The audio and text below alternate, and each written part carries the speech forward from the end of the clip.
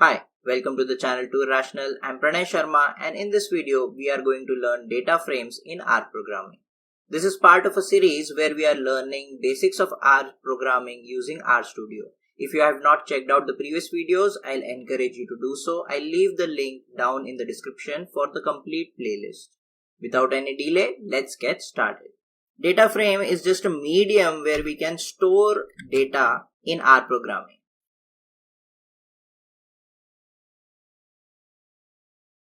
The other methods that we have seen to store data is vectors and matrix.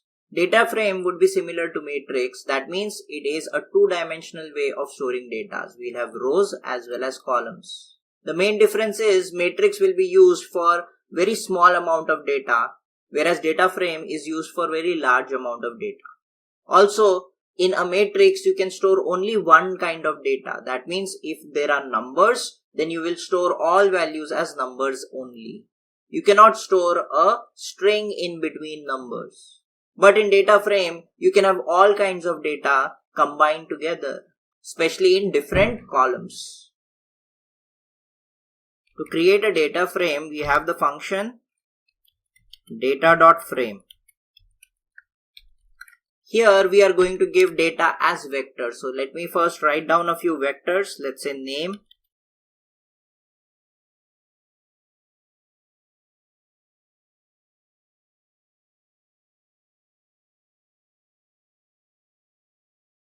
so I've just taken names A, B, C, D, E. Next vector I am taking it as price of whatever material A, B, C, D, E is.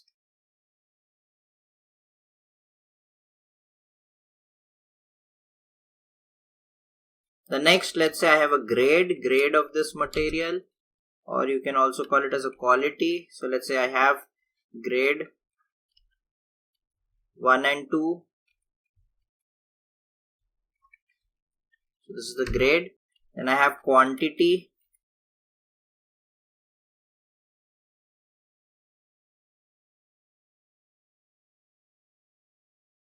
And I have location.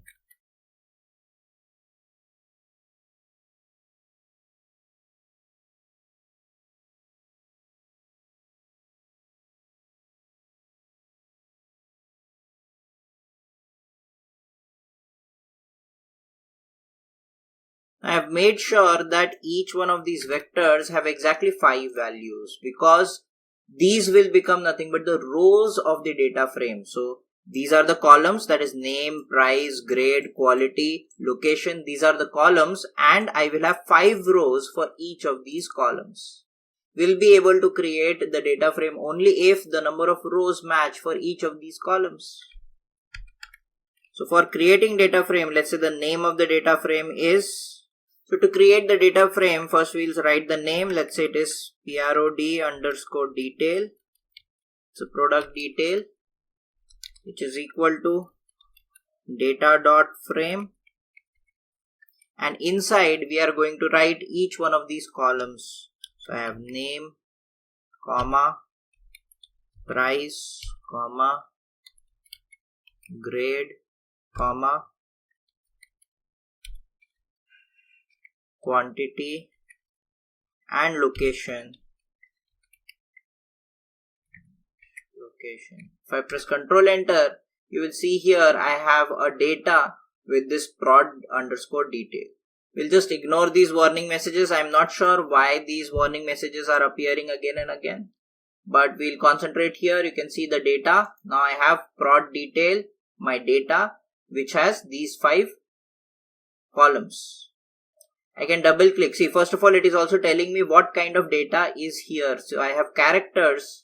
This A, B, C, D, E is not numbers. So it has CHR, that is characters. The price, grade, and quantity you can see here are numbers. So NUM, location is again characters. So CHR.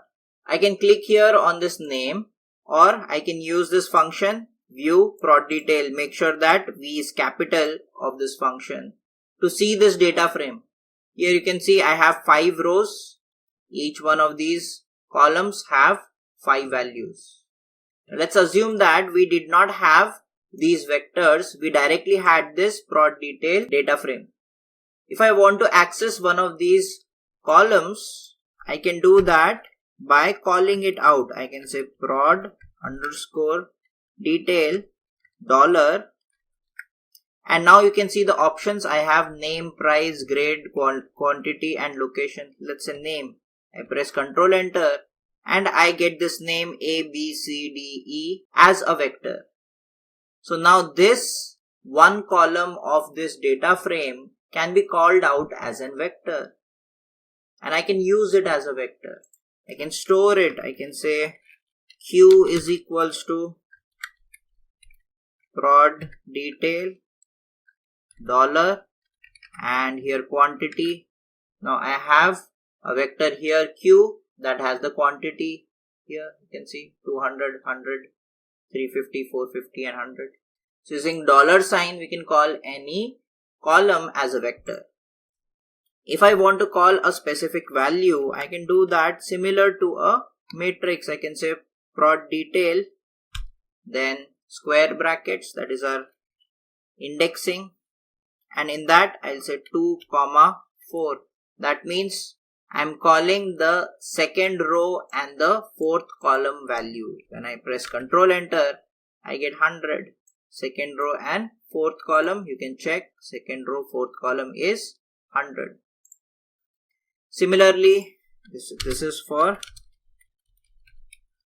calling a value of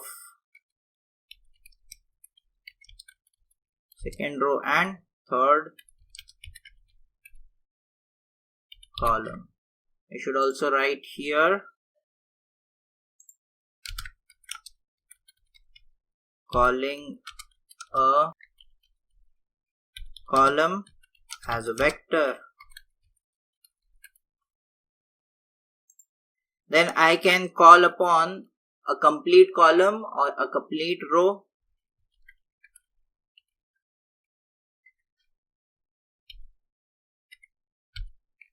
Three comma blank, that means I'm calling the third row. This is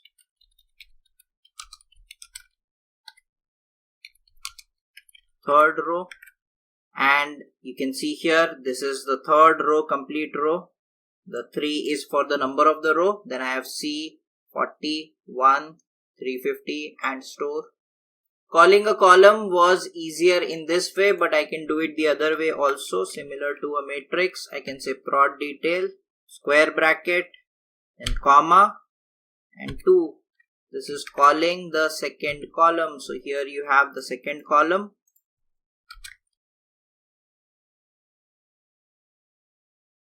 This is again how you can call. You can remove a row or you can remove a column. Usually use removing. So let's say we'll have prod underscore details. In bracket I can say -4 comma blank. That means I'm removing the fourth column. Removing the fourth row. So you can see now I have the complete data frame, but I don't have the fourth row. It jumps from 3 to 5. I can store this. I can say P is equals to this, and I have another data frame. You can click that and you can see I have 1, 2, 3 and I have directly 5. I do not have the fourth row. Same thing you can do with column.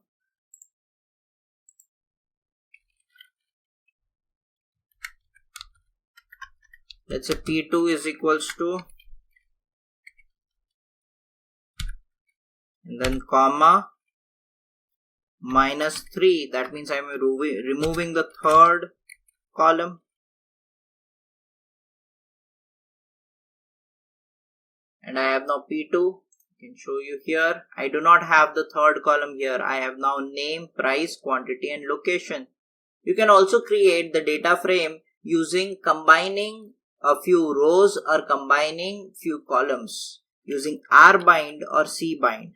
Now rbind is very cumbersome to use. Usually cbind is used when we have an existing data frame and we are adding a column to it. Let's say I have this P2. P2 has 4 columns here. let's say I am adding a column which has price squared value. So first I'll create that, let's say price2, which is equal to price raised to 2. So I'll get square of prices, and I'll combine that to the existing P2 comma price2. I have to make sure that the number of rows in P2 as well as this price2 should be same. If the number of rows are not same, then I'll get an error. So now you can see this is a new data frame. I did not store it. Let's store it in P3.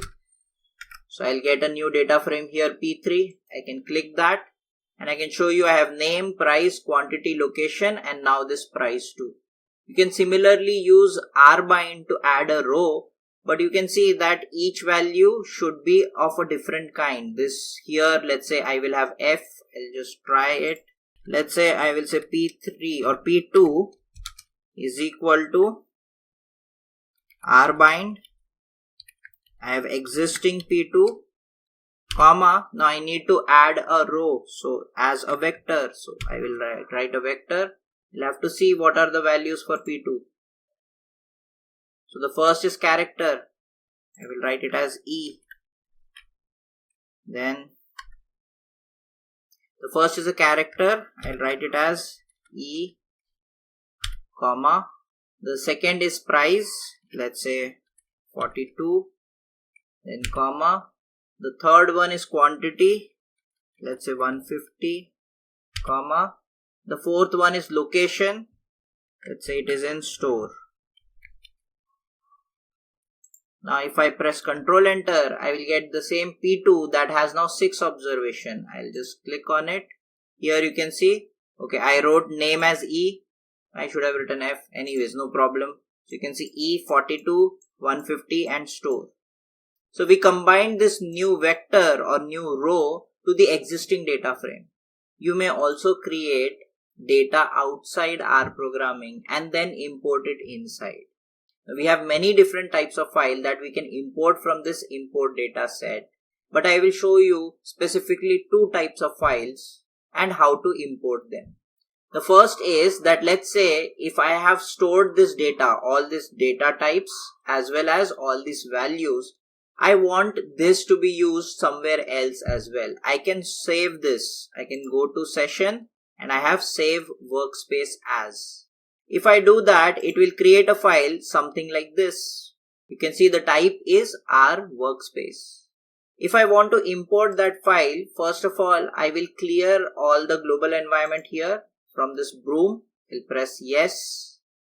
I have nothing here. Now I can load this file. I will right click, open with RStudio. I'll press yes, and here I get all the data that I had in that workspace. I had a data frame and I had all of these vectors as well. The other type of file could be a CSV file or a text file that might look something like this. This may seem like an Excel file, but this is not an exact Excel file. This is called as a comma separated value file, that is CSV. To import such a file, I have here import data set. First I will clear so that I have nothing here. I'll say import data set from text. I will find that file in my computer. Here I have that file, cable data set. I'll click open. And now it will show me how the file is. This is how the file is. It is separated. The values have been separated by comma. And this is how it reads it. So you can see the first row of my file is the title. So it has recognized it as headings. I can click no and it will give the headings by itself. You can see V1, V2, V3, V4. But I do have a heading, so I will click yes. And here X, failure time, material type, rainfall, these will be the heading. And you can see the data arranged properly. I will click import. And here I have the data as a data frame. So if you create a data in an Excel file, you can save it as a CSV file. In save as, you will find that method CSV and then import it in your R program.